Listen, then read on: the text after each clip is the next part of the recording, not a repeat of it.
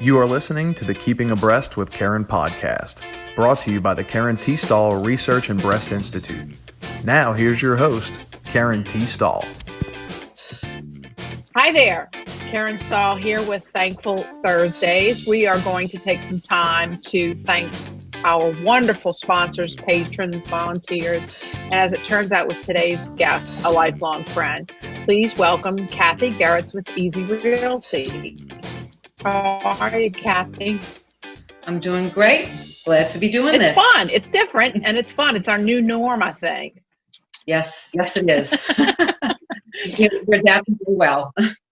Well, you and Damon and your children and their families have been amazing support to our foundation and our mission at KTSRBI.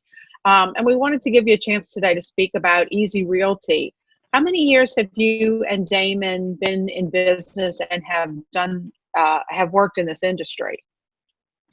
We've been in the real estate industry since the mid-1990s, and we started EZ REalty in 2004.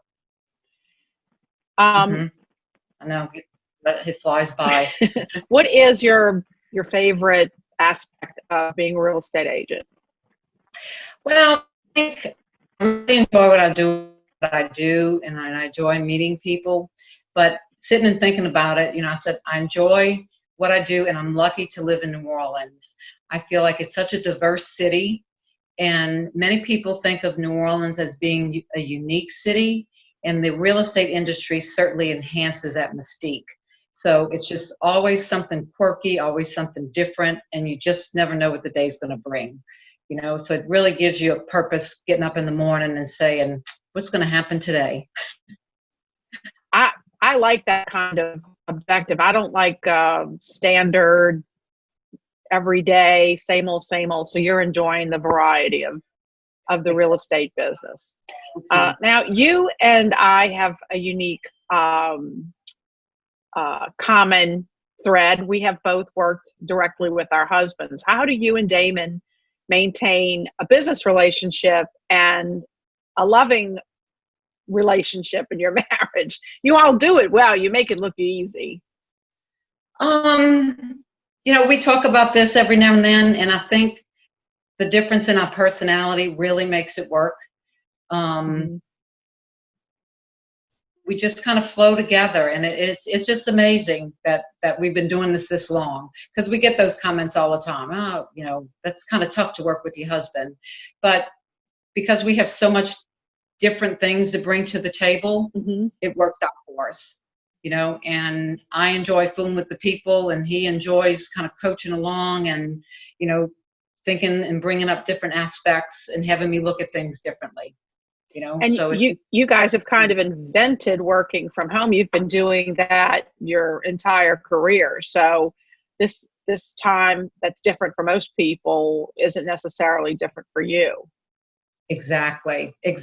We just, it was pretty smooth transition when all this happened.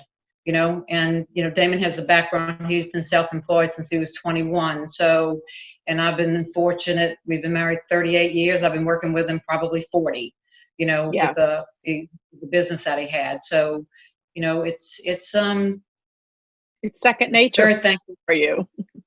That's right. Exactly. Well, after years of patronage and generous hours of volunteering, your family was struck with a breast cancer crisis.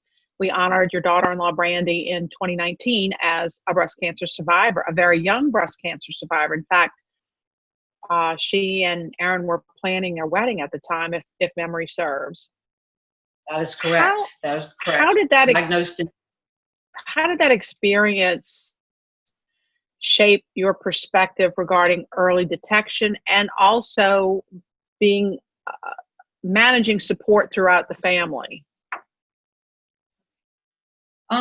It was very well. Whenever you hear the word cancer, people tend to shut down. And if things could work out well, they worked out well here. I think the early detection is crucial, and Brandy was very diligent of doing her mammograms yearly, doing her self-examinations, and being proactive on that end of it.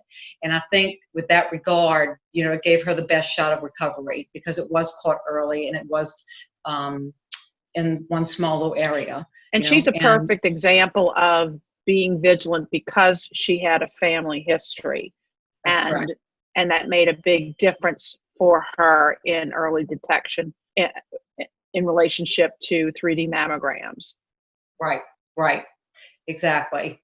So it really, it made me more aware and people around us more aware that it is important to do that. And the 3D mammograms, I think, made it a lot easier for a lot of people in understanding how much sooner you can see, if there's cancer there than doing a traditional mammogram, and I talked that up a lot with friends and family that they needed to look into doing the 3D as opposed to the traditional the traditional mammogram, so it's worked out well. And I think it's a level of comfort, if you think you're doing the 3D and it can be detected way earlier than in the past. And hopefully those 2D mammograms are beginning to be more and more of a dinosaur. And unfortunately, I know they're still being used, thinking that it's just as good. It's not.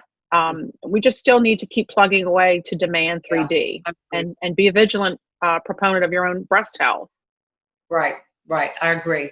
I do certainly agree. And where I do my mammogram, they have one machine and they want to get another, because that's where all their mammograms are going. Yes. The word. And now that it's mandated, it has to be offered as the first line of defense. So even though it's only been about 2 years, it's going some time for the changeover, and eventually you'll see those old machines go away. And that it's actually old software more than it is anything else. So more technology in our lives. They're going to get it. You know what I'm saying? Yes. And you're right. It'll take time to transition over.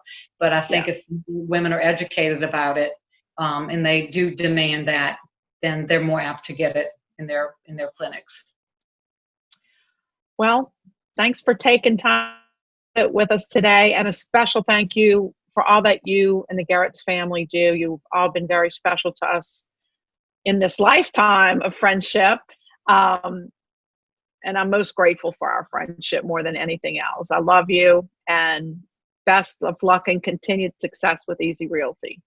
Oh, thank you so much, Karen. I appreciate you, and I love you as well, and I'll support you forever. Thank you, my darling.